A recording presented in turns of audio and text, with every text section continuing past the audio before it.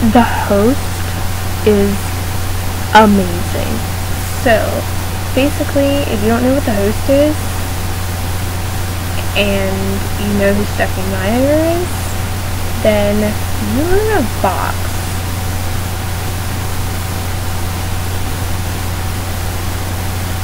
Although everyone knows Stephenie Meyer for Twilight Saga, if you didn't know that, please leave. I'll wait for you to go.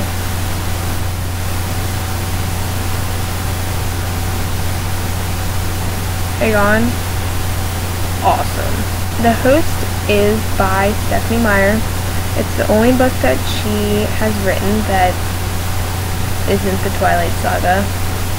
Obviously, you have Twilight, New Moon, Eclipse, Breaking Dawn. She's also written a book called The Host. And after reading the Twilight Saga, I obviously love the books, but I also liked her writing style. So I decided, I do this thing how I hook on authors. Like, I'll read a book by an author, and if I really like it, then I'll start reading all the other books that they've written. Because I've found that usually if you like a book by an author, certain author, that you'll like other books by the same person.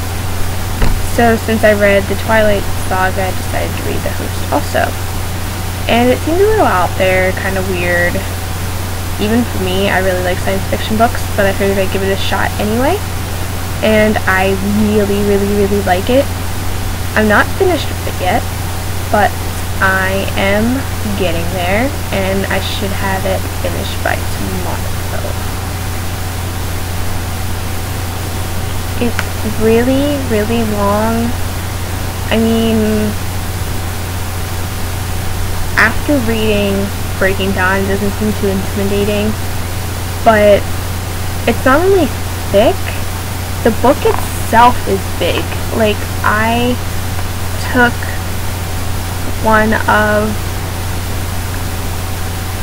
the Twilight books, because they're all the same size, just different thickness, and compared it.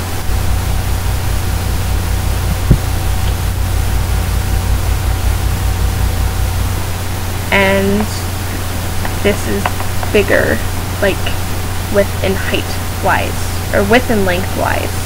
Height, length, whatever. It's bigger this way and this way. Yeah. It's 619 pages and pretty long. But unlike all the Twilight books, the chapters are really short. Like, the chapters only make 5 pages apiece. So it's, I wouldn't say easier to get through, but since the chapters are shorter, it kind of makes you feel like more accomplished, because you could finish, a few chapters in an hour. You could have like 6 chapters read or something like that. I don't know, it depends on your reading speed, but yeah, it's kind of really short chapters, but really long, because short chapters, but there's a lot of chapters, and there's 59 chapters plus an epilogue or something like that. I don't know, I just kind of skimmed through it here, but I'm close. I have that much more versus how much I've read. Actually, I'm lying because I don't have it open up to the right spot. I've read that much, and I only have that much left. So it's like 200 pages right there that I have left to read. But I love it, and I don't have the cover on it, but I do have the cover. I have this thing with taking the covers off because I don't want anything to happen to them. But here's the cover, and I think it's a pretty cool cover. And if you read it, the whole eye thing has significance in the story. It looks pretty weird, but once you read it, it makes sense. Yeah, but it's really, really, really good. And look, Twilight books.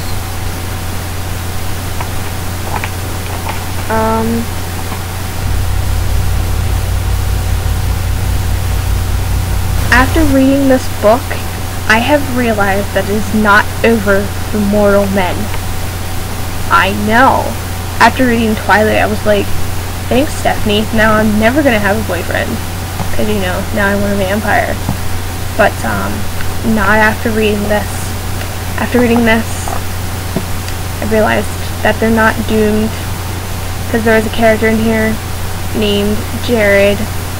And I suppose I realized that there's a really large Twilight reference in here that I didn't even pick up on until like over halfway through the book. You've got a girl who has two guys fighting over her, I guess you could say. It's a lot more complicated than just all that, but it's very Twilight related with the whole, you know, Edward Jacob, except it's Ian and Jared. And I suppose you could be for either guy, but I am definitely Team Jared all the way. I like Jared. So yeah, I basically just wanted to get the word out about the host. If you haven't heard of it yet, you have now. So read it.